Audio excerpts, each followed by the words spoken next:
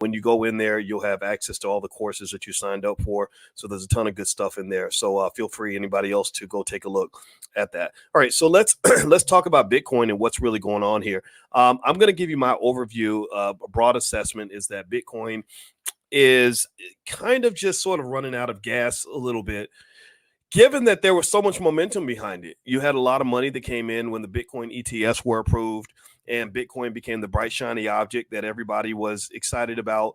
And a lot of institutional money was pouring into Bitcoin, and that was going to be pretty massive. That was massive. I mean, 41% in 3 months is huge. It's huge. It's huge. It's huge. It's huge. 114% in a year is massive. 1,000% in 5 years is off the charts. So what I really want you to just kind of know is that basically Bitcoin has been on this beautiful frenzy where a lot of money's being made. And sometimes when you make that much money and you're making it that fast, it can distort your reality. It can distort your reality because you get to the point where you expect every day to be like that. You expect the sunshine to come out every day. And the truth of the matter is that even with the Bitcoin halving, the way financial markets work is they don't react to what's occurring. They react to the anticipation of what is about to occur.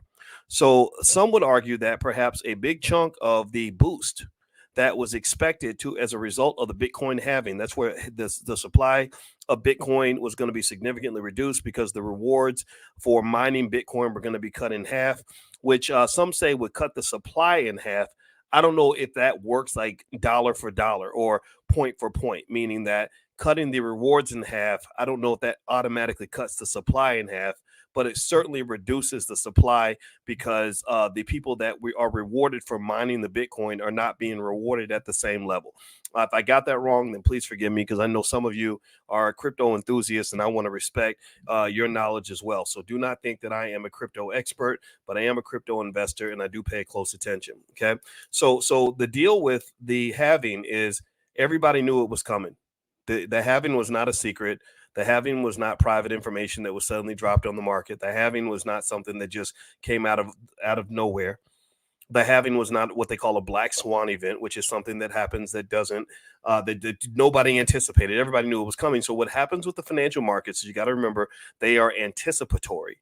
So I would argue that when all the institutional money flowed in and the demand for Bitcoin came up, that was a catalyst for the rise in the price of Bitcoin. I also believe that once the halving finally got around to coming, a lot of the anticipation of the halving had already occurred. The price had already moved in response to that to some extent. Now, here's the deal. Here's what I think, though. I looked at some charts on historical performance during other halvings of Bitcoin, and traditionally, you just find that Bitcoin tends to go up when the halvings take place. When there's a halving, on average, Bitcoin tends to go up. The bigger challenge, though, is that nobody knows exactly what's going to occur because there's not a lot of data points on Bitcoin. Bitcoin is still a young asset. It is a new asset, and it is an asset that we're still learning from. We're still studying. We're still trying to understand it. And so one of the things I want you to do is, as you get excited about crypto and all the possibilities there, I kind of need you to pause for a minute and just be really careful. I don't want you going full throttle into crypto at 100 miles an hour, believing that this is the next big thing. There are lots of things happening with Bitcoin as an asset class, dynamics that are occurring that financial scientists like myself still don't understand. We still don't understand in the sense that we don't know. People came off and they said, oh, well, Bitcoin is digital gold. It's going to connect with gold. It's going to correlate or follow the price of gold. Well, that's not true. Bitcoin has not done that. Well, Bitcoin is a hedge against inflation because no, it really didn't show itself to be a hedge against inflation. What Bitcoin seems to do so far is it tends to kind of move with the stock market. Right? When there is a market frenzy and the stock market is doing really well, Bitcoin does well. That's because there's what they call a risk on environment. Investors want to invest. Investors want to throw their money out. They're throwing money up in the air, making it rain like a strip club. So ultimately, and the reason maybe the strip club analogy came to mind because I saw somebody mention Drake. Byron said when Drake tweeted about Bitcoin, that was my cue to sell. Well, I don't know about that. I don't know how much Drake knows about Bitcoin, but I don't think he knows a whole lot about rapping. But I'm sure I offended some people when I said that. In my mind, Drake is not a rapper; he's an actor. I like the real ones. I like the Kendrick Lamars and stuff like that. So if you want to know which side I am, I'm on in the Kendrick Drake beef. I'm on the side of the true rapper, which is Kendrick. He's as pure of an artist as they come. So, but anyway, we can argue about that later. But with that being said, though, right now you have a scenario where where Bitcoin is still doing things that we don't quite understand. We have some limited data on what we think it's going to do. That data, in my view, leans in the direction of a positive, favorable movement. So, based on that interpretation, I would make the argument that Bitcoin is probably something that is going to rise over the long term. And so, if I could give you a blessing, the blessing I would give you right now when it comes to Bitcoin is this: I would give you the blessing of patience. And the blessing would be this: I would say, I would say, set your account on autopilot where you can automatically buy a certain amount of Bitcoin every week. Do it consistently, never sell anything, and then go to sleep and wake up 5 years later. I believe that if you went to sleep and automatically bought $50 of Bitcoin per week, every week, consistently for the next 5 years, and woke up on April 30th, 2029, you would be a hell of a lot richer than you are right now. That's what I believe Bitcoin is going to do. But the thing is that to some extent, I believe that it's better sometimes to sleep through the thunderstorm. Some people it's like if a thunderstorm comes in your neighborhood, some people are scared of storms. They think the storm's going to kill them, and maybe it could. Maybe it's a tornado, but most of the time it's not. So really, the storm scaring you is really just more psychological than it is an actual danger. You're not really in danger. You just think you are, so you overreact to what you're hearing. So I would like for you to sleep through the Bitcoin thunderstorm because this asset is a volatile asset.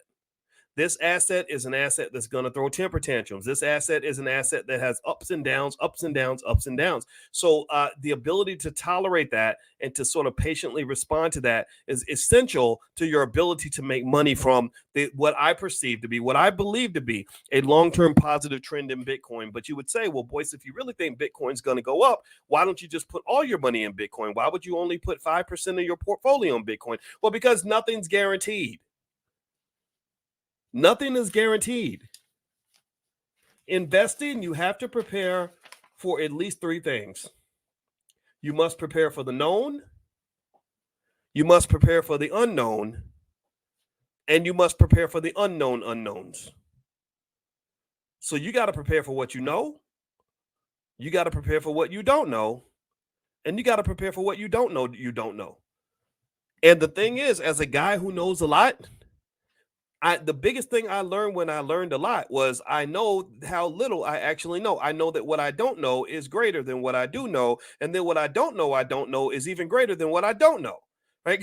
So the universe is big. That's the point. So the point is to say that while I can tell you based on every indicator I'm seeing Bitcoin's going to go up, there are no guarantees. So I'm not telling you on any level, and this is not investing advice anyway. Y'all know this. I'm not telling you on any level to go out and sell your house and just buy a bunch of Bitcoin because I don't think that would be a wise move. All right, now if you'll allow me for 1 second, could you please hit that thumbs up button, please, please, please.